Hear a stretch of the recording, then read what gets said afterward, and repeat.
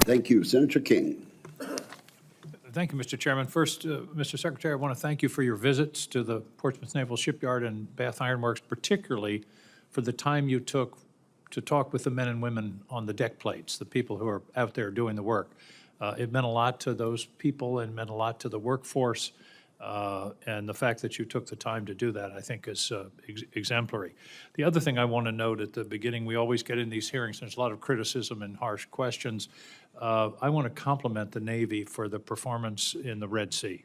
It's the longest protracted naval battle since World War II. And the Navy has performed extraordinarily well. I've had briefings both in this committee and the Intelligence Committee about the work that's been done under very difficult circumstances. So I think that should be acknowledged in a hearing like this. I should also note that some of the workhorses in the Red Sea are DDGs, which are, I remember visiting a government facility some years ago where that had a spot on the map of the whole world of all of U.S. assets, and DDGs were all over that map. They're truly the workhorse of the Navy, and that brings me to my more difficult question, which is the shipbuilding budget being cut in half in the base budget.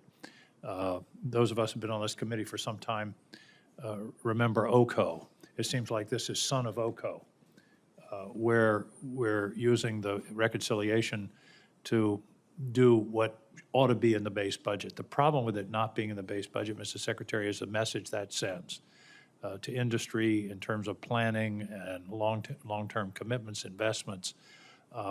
And I realize that the brooding omnipresence here is OMB, but I hope that you can advocate for the strengthening of the base budget on shipbuilding, because all the talk about building up ships and then having shipbuilding cut in half doesn't jibe. Your thoughts?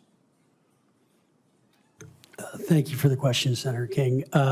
Look, the president is committed to a strong national defense and to shipbuilding, and I do believe the OMB director is as well.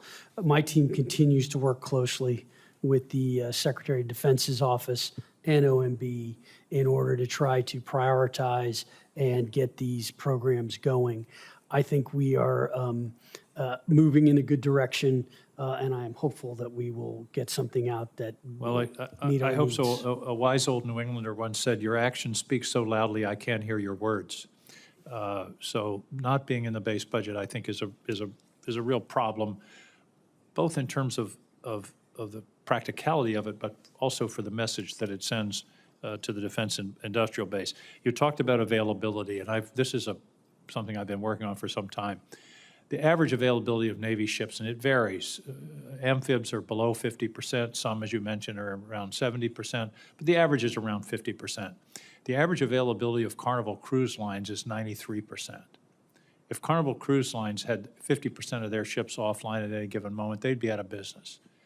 And I don't think that's enough. I mean, I understand the complexity of the ships is different and all of those kinds of things, but we ought to be thinking about a much higher level of availability. Admiral, how do we get to that 80% number? Everybody talks about it, but we're not very close to it overall. Well, a couple things, sir. One, let me just take overall. I think shorter avails with a definitized package where we can lock down planning 90 or 120 days in advance of that avail so we can order the parts and align the workforce is the key.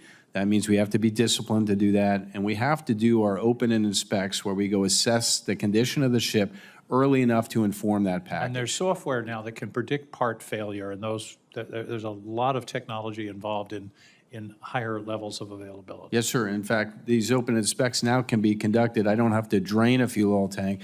I can just use some advanced technology to go look at that tank and assess it to whether it needs to be done or not. So we've done that with the case of USS America, which is an amphibious ship. We had 191 open-ended specs that were going to be done in the avail. We pulled them far left of the avail so we can make sure we accurately predict that package. We'll keep having these hearings, and I'm going to keep asking about availability until we really hit more like an 80% number, because that would solve a lot of our problems. Yes, sir. We'd have more ships in the ocean, not to mention submarines and others. Final point, directed energy. It's unclear in the budget where the directed energy money is, if it's in there. those missiles that we're using in the Red Sea to knock down $20,000 Yemen drones cost $4 million apiece. Directed energy is an incredibly important priority. The prior administration grossly underfunded it. I hope this administration will pay attention. This is cost-effective, and it's the weapon of the future. Mr. Secretary, are you going to advocate for directed energy and see an increase in that budget? Yes, Senator, I think it's a very important capability, and as you mentioned, it's a cost-effective one. We continue to be working very hard, and we've one system we've been testing live right now that appears to be working well, and so we continue to work on that. So Let's yes. get that system into the Red Sea. Thank you, Mr. Chairman.